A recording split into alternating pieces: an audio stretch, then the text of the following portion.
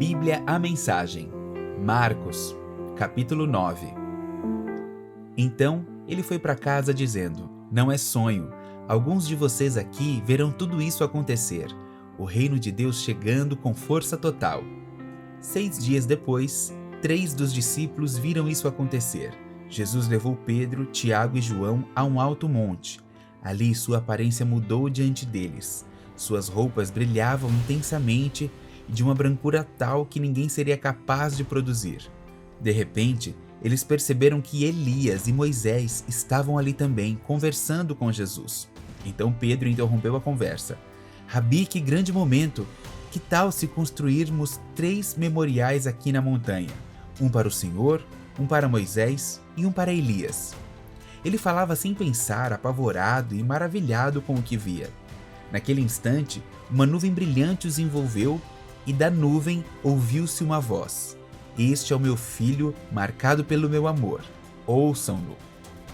No minuto seguinte, os discípulos olharam ao redor, esfregando os olhos. Não estavam vendo mais ninguém a não ser Jesus. Enquanto desciam a montanha, Jesus os fez prometer que guardariam segredo. Não digam nada a ninguém sobre o que viram, até que o Filho do Homem levante-se dos mortos. Mas eles ficaram imaginando o que significaria levantar-se dos mortos. Eles fizeram uma pergunta: por que os líderes religiosos dizem que Elias tem de vir primeiro? Jesus explicou: Elias vem para deixar tudo pronto. A verdade, porém, é que Elias já veio, mas eles não o reconheceram. Eles o desprezaram, assim como irão tratar o Filho do Homem. De acordo com as Escrituras, ele sofrerá terrivelmente. Será torturado e tratado com desprezo. Quando desceram da montanha para se reunir aos outros discípulos, viram-se rodeados por uma multidão imensa que debatia com os líderes religiosos. Assim que viu Jesus, o povo ficou animado. Correram para ele e o saudaram. Ele perguntou: O que está acontecendo? Por que toda essa agitação? Um homem da multidão respondeu: Mestre, eu trouxe meu filho que foi deixado mudo por um demônio. Toda vez que o demônio se aposta dele, joga-o no chão.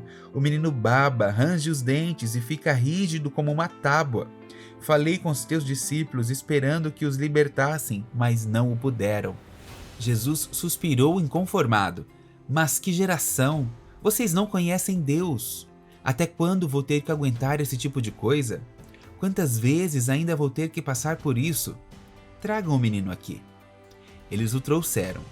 Quando o demônio viu Jesus, apossou-se do menino, que ficou babando e se contorcendo no chão. Jesus perguntou ao pai do menino: Há quanto tempo isso acontece? Desde que era pequeno.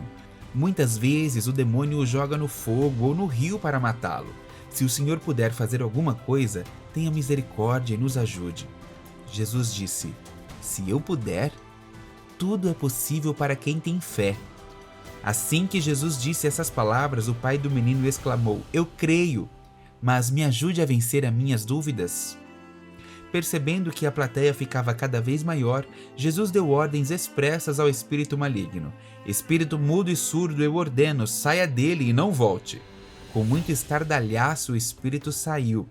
O menino estava pálido como um defunto, de modo que as pessoas começavam a dizer: Ele está morto. Mas tomando-o pela mão, Jesus o levantou. O menino ficou de pé. Depois que chegaram a casa, os discípulos perguntaram a Jesus: Por que não pudemos expulsar o demônio? Ele respondeu: Não há outro meio de se livrar desse tipo de demônio a não ser com oração. Saindo dali, viajaram pela Galileia. Jesus não queria que ninguém soubesse do seu paradeiro, pois queria ensinar seus discípulos. Ele anunciou: O Filho do Homem está para ser traído por gente que não quer nada com Deus. Eles o matarão, mas 3 dias depois ele aparecerá vivo. Eles não sabiam do que ele estava falando, mas tinham medo de perguntar. Eles foram para Cafarnaum. Já em casa, ele perguntou: O que vocês discutiam pelo caminho? O silêncio foi constrangedor, porque eles estavam discutindo sobre quem deles era o maior. Ele se assentou, chamou os 12 e disse: Saibam que quem quiser ser o primeiro ficará por último e será servo de todos. Ele pôs uma criança no meio da sala e, pegando-a nos braços, disse: Quem recebe uma dessas crianças como eu estou fazendo, recebe-me também. Mais que isso, recebe o próprio Deus que me enviou.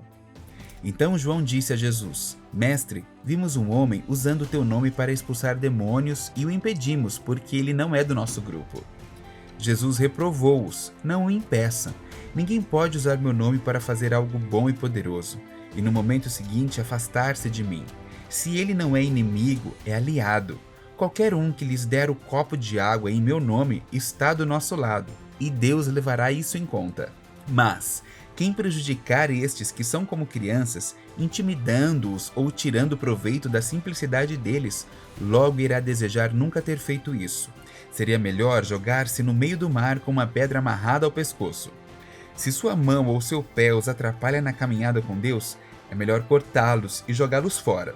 É preferível viver mutilado ou aleijado do que ter as 2 mãos e os 2 pés que o levem para a fornalha de fogo eterno. Se o seu olho desvia sua atenção de Deus, arranque-o e jogue-o fora. É preferível viver com apenas um olho do que ter uma visão perfeita no fogo do inferno. Todos, cedo ou tarde, irão passar por um fogo purificador, mas vocês serão preservados das chamas eternas. Por isso, preservem-se. Vivam sempre em paz.